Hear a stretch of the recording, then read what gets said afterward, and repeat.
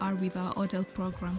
Your education experience at Ndejje University will be of quality. For more information, kindly visit our website at www.ndejjeuniversity.ac.ug or call 0392 730 321. Ndejje University. Come experience a holistic approach to learning.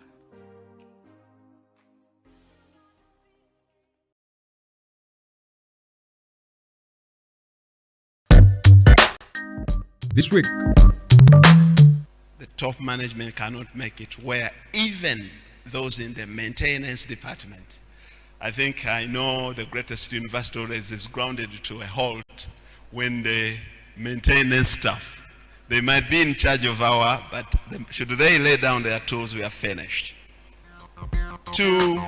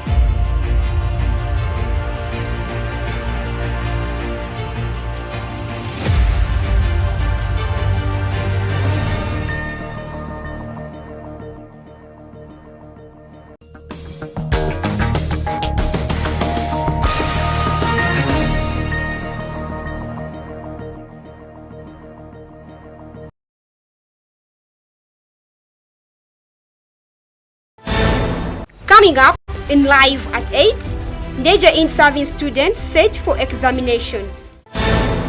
We should ensure global affluence for all our people. President Museveni urges South to South member states. 20 years of National Council for Higher Education. No teacher will lose their job to the new National Teacher Policy, says State Minister for Higher Education. And in sports, Uganda Premier League has continued to show its importance as boys shine in Algeria.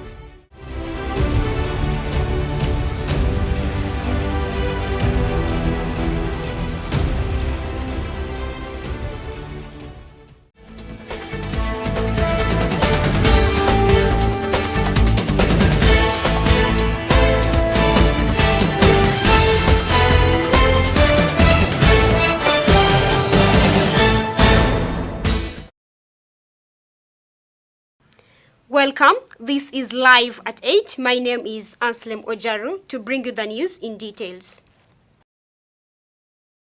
It's a beehive of activities at Ndejje University as in-serving students are seen moving office to office to clear up for examinations that are to begin on the 21st and run up to the 28th of January. Let's take a look.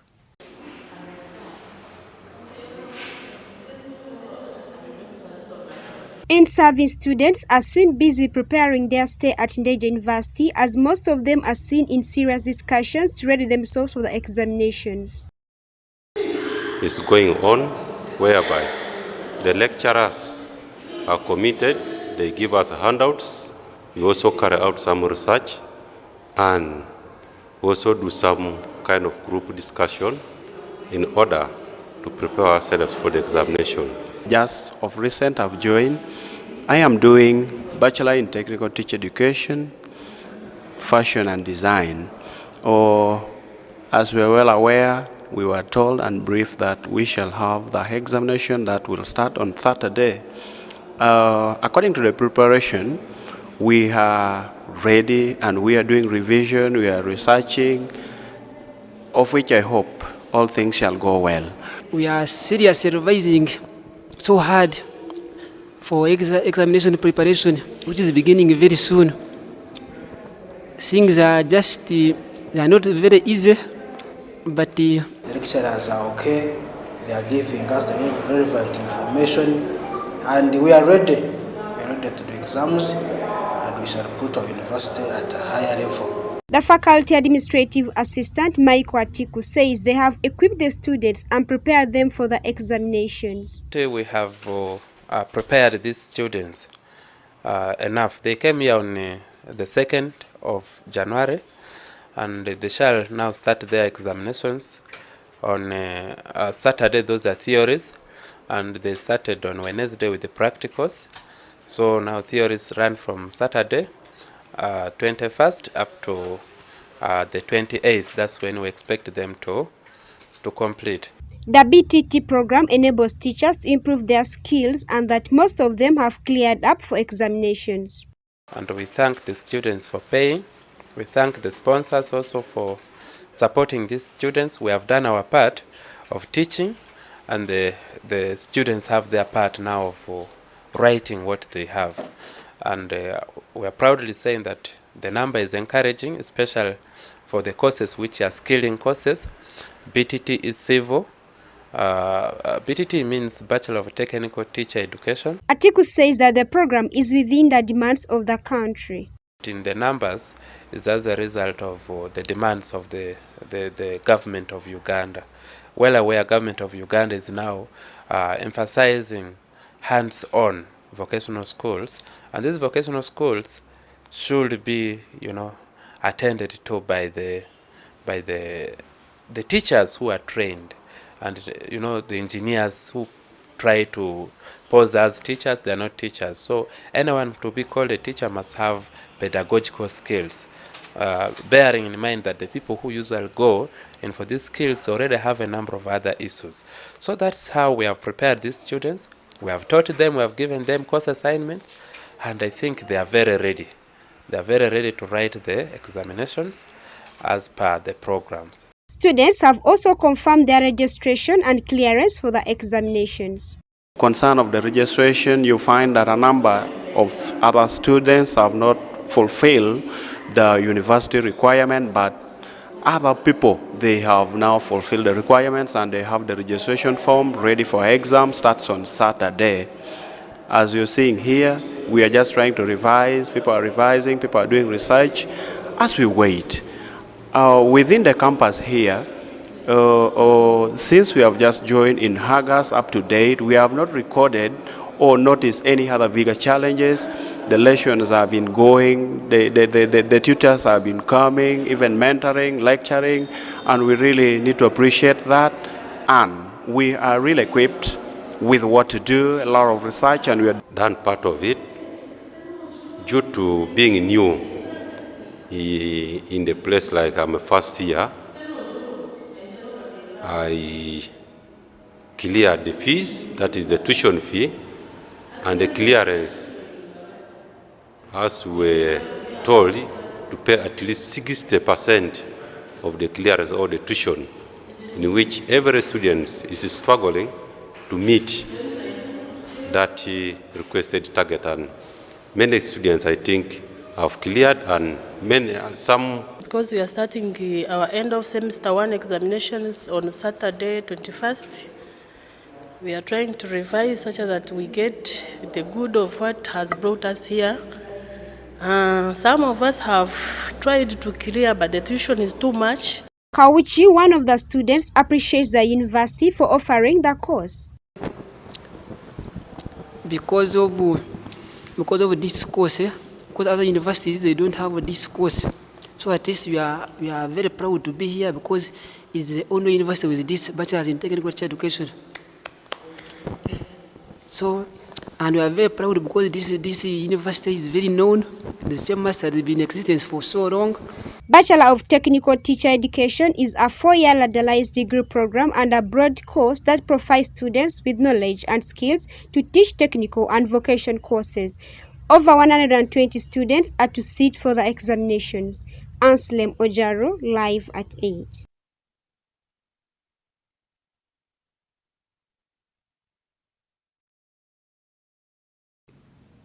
While closing the Triangular Cooperation for Sustainable Development Forum 2023, President Yoweri Museveni called on participants from member countries from the South to South cooperation to work together to ensure global affluence for all their people. Let's take a look. Speaking during the closure of the 3-day South-South and Triangular Cooperation for Sustainable Development 2023 Forum at Speak Resort Munyonyo, President Museveni disclosed that in order to achieve global affluence, member states need to support each other by creating a sustainable market for their goods and services. We are prosperous at our expense. We want everybody to be prosperous. The whole world, global, universal affluence. That's what we want, and we know this is good for everybody. This is what I think is needed for ensuring global affluence. Don't fear everybody being rich. Don't continue with the win-lose mentality. We need a win-win mentality. And it will benefit everybody. It will expand the global economy massively. He also noted that member countries need to sustainably preserve the natural resources such as water bodies, forests, wetlands, among others, to fight climate change. The president further commended a long-standing relationship that has existed between South-South member countries, saying that they have collaborated since the times of fighting colonialism. General Museveni also used the platform to call for trade among the cooperation partners and North-South members, saying that this will address the challenge of market for sustainable development. We should also intensify North-South cooperation so that, for instance, and this is already happening. I've told you, here we've got a lot of products. An example of milk. We have so much milk here. Then we got some investors from India, South-South. And then we found that in America, in the USA, they need some baby foods or something like that. And those baby foods need a protein called casein, which we get from milk. And these factories are exporting to the USA now, exporting that protein. So, South, South, South, North. The president also emphasized the role of research and technology, saying that Africa has been lagging behind because of limited involvement in the two sectors. Produce products, this should be sold in the USA, using our raw materials, using our labor, using our electricity. The only thing they are bringing is capital, entrepreneurship, and technology. That's all. The Minister of State for Finance and Economic Monitoring, Honorable Amos Lugolobi, and other members thanked the President for ensuring that Uganda successfully hosts the forum. Can enable us overcome various challenges, including the lingering severe financial and capacity gaps that have obstructed attainment of our development goals. Your Excellency, the 3 days deliberations have centered on 1. South-to-South Triangular Cooperation Programs, projects, implementation experiences, and progress made to date, challenges encountered, and proposed solutions. 2. We focused also on economic resilience and development financing.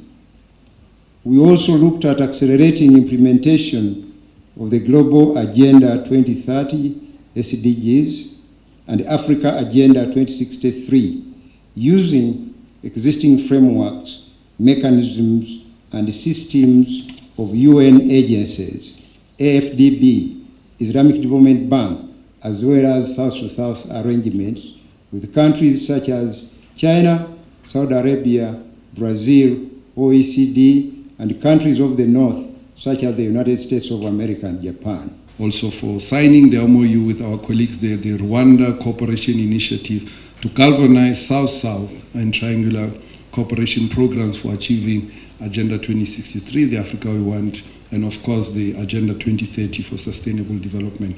The second Africa High-Level Forum had a theme, building national capacities for South-South and triangular cooperation ecosystem in Africa and forging horizontal partnership for sustainable and resilient societies. And it attracted a big number of participants and exhibitors from different member states of the Global South who had discussions on very many systematic issues. South-South and triangular cooperation is a development and humanitarian programming modality mandated by a member state of the United Nations as articulated in numerous international agreements and UN General Assembly resolutions.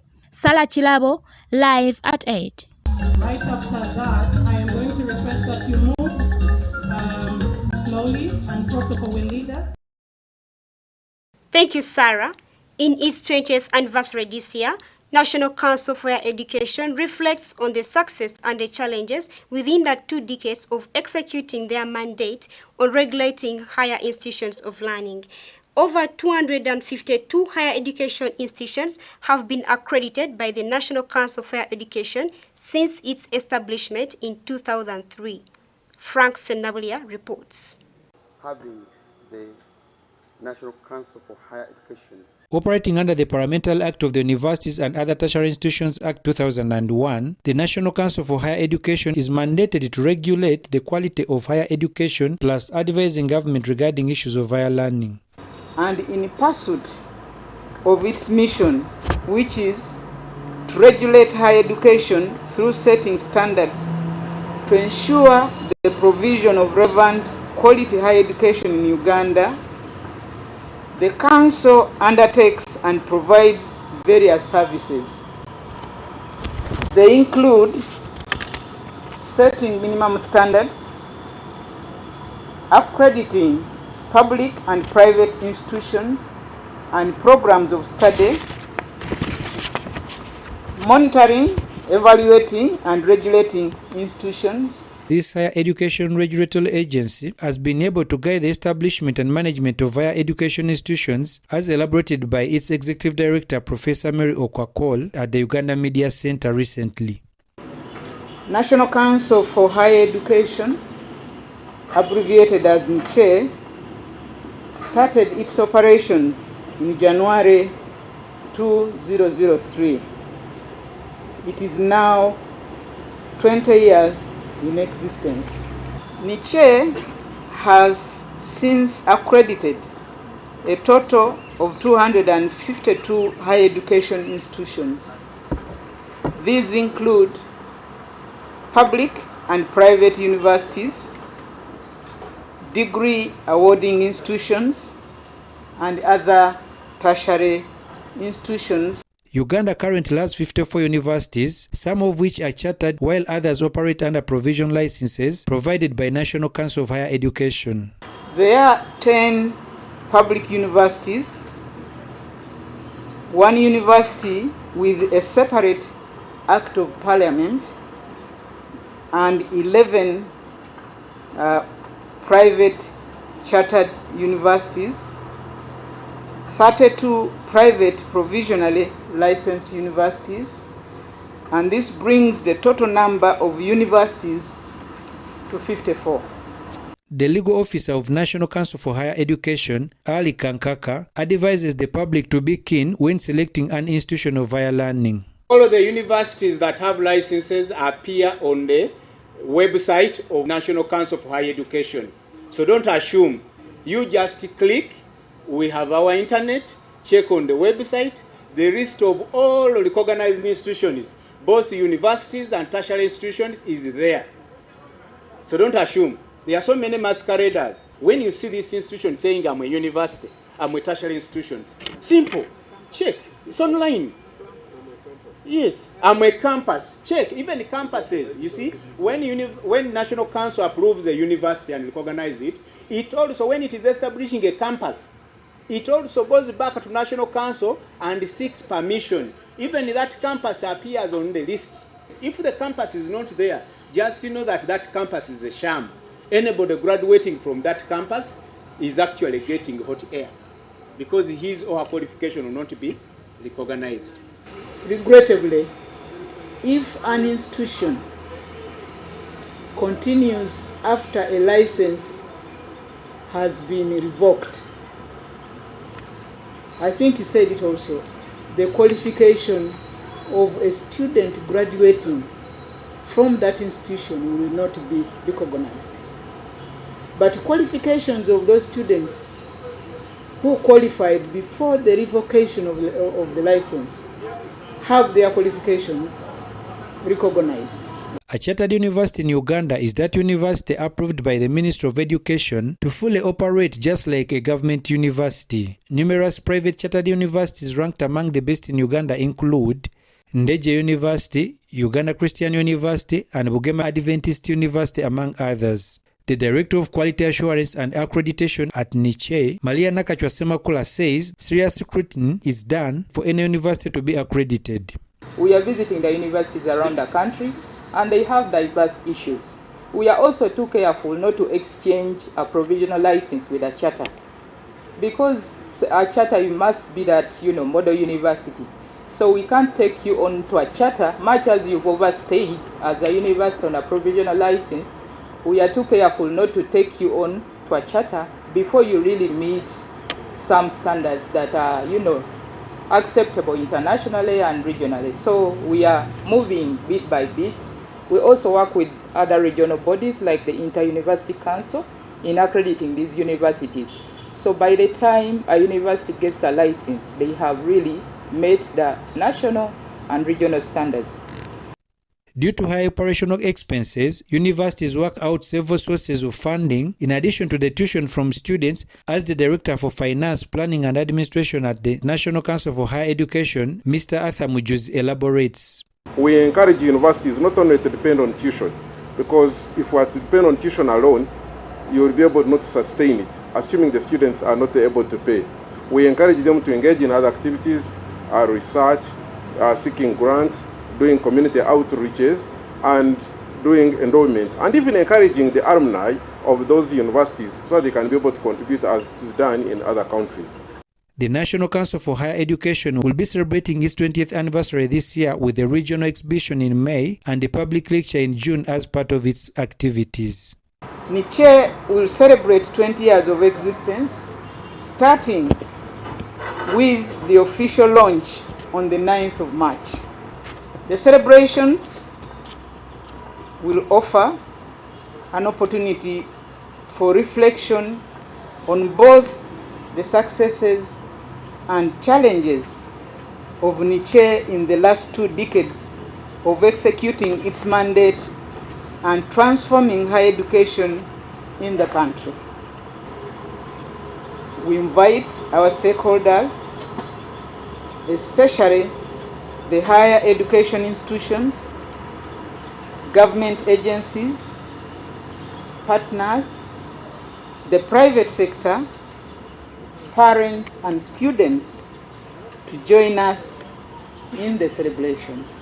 Frank Senabulia, live at 8. Thank you, Frank. While presenting matters of national importance, Honorable Joseph Gonzaga Sewungu raised the issue of teachers on the new national teacher policy, asking the Ministry of Education to state the fate of training teacher colleges in the country. Let's take a look. Uganda is implementing the 2019 National Teachers Policy that requires all teachers at all levels to have a bachelor degree in education as a minimum qualification. About 500,000 teachers will be affected by the policy that aims to professionalize and improve the quality of teaching, but is expected to trigger the indefinite closure of half of the 46 primary teachers' colleges which are currently training teachers. The Kalungu West County Member of Parliament, while presenting reports to the August House, raised the issue of teachers' qualifications. As granted, I raised an issue here where Ministry of Education is phasing out grade 3 teachers, and all teachers from nursery are required to be bachelor holders. When I raised this matter here, I gave information that most of the teacher training colleges, training teachers are out of the colleges and the colleges are empty. And Minister Kaduchu informed this House that she would come here and give us the status of what they are doing. As we talk now, no speaker, we don't know how teachers are going to teach in the next year, because actually those who are retiring have to be replaced. But if you want bachelor holders, who is going to train them, who is going to pay them, and what's going to happen in those colleges you are closing? And up to now, the Ministry of Education is quiet. But to make matters worse, we have no speaker. I don't know how members can attest to this. Most of our phones are flooded with the arts teachers promising to strike before the term begins. Furthermore, the Kalungu West MP stressed that the ministry should look into the teachers' issues and inquired whether the arts teachers are going to lay down their tools. Dr. John Muyingo, the state minister in charge of higher education, said they have started implementing the teachers' policy. Right, Honorable Speaker, I just want to assure the nation that we have a very good plan for all our teachers. They will all be absorbed in the system. Some are going to take up lectureship in this university, rather the degree awarding teacher institution, and others are also being helped to improve on their skills so that they are posted where in the institutions where they fit. Right, Honorable Speaker. The State Minister for Higher Education also said he is not aware of the teacher strike, and he assured the public that no teacher is losing their jobs. I just want to assure the public that none of those teachers is going to lose his job. None of these teachers is going to be thrown out. We have made enough arrangements. But as for the striking of the arts teachers, Right Honorable Speaker, I'm not aware, and I don't think there is a need to even think about striking or threatening to strike. The Speaker of Parliament asked the ministry to present a comprehensive report to the House. Thank you so much.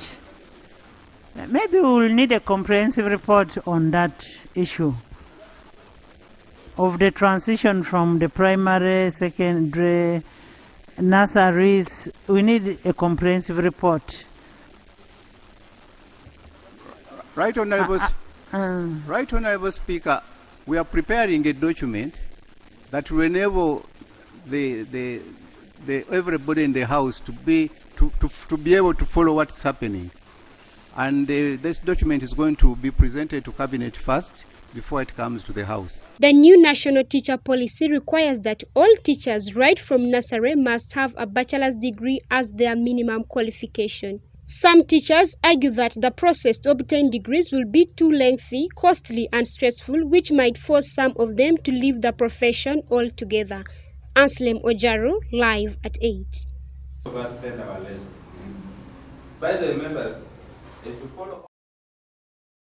And in sports, Uganda Premier League stars continue to shine as Uganda puts up a statement in the 2022 African Nations Championship tournament in Algeria. Let's take a look.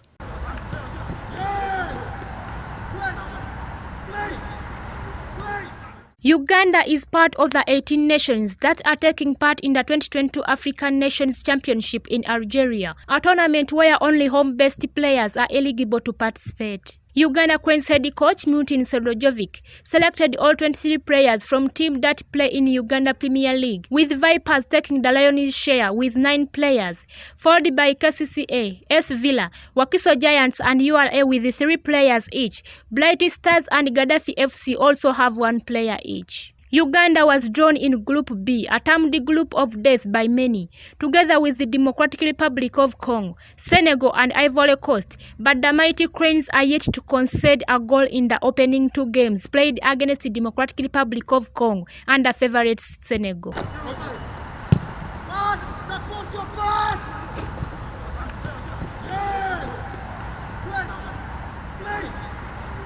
Vipers SC and Cranes captain Milton Kalisa scored the all-important goal against Senegal at 1956 Stadium in Algeria, and this was Uganda's first win in this tournament in the last 9 years. The boys drew 0-0 in the opening game against the Democratic Republic of Congo and picked a 1-0 win against the favourite Senegal.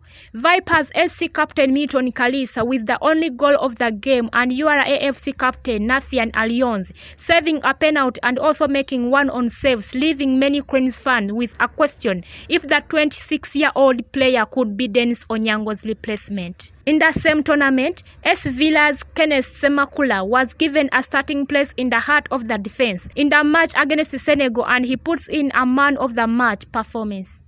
First of all, that win was vital. We needed that win so that we could raise our confidence and also reach our goals as a team and a country. So we had to get the maximum points in order to at least chase our goals. That win, we really worked hard for it, and as a player, I had the opportunity. I had to grab my opportunity. So I had to put all the best on the pitch so that I can give what my country expects from us. The Cranes have today shifted from Annaba to Abidjan, the country's capital, ahead of the final Group B game against Ivory Coast this Sunday. Uganda Cranes, now Group B table leaders, return on action on Sunday at 10 p.m. against bottom side Ivory Coast in the game where the boys only need to avoid defeat to progress to the quarter-finals for the first time in the last 5 appearances. Alan Gamol, Sarah Chirabo, live at 8.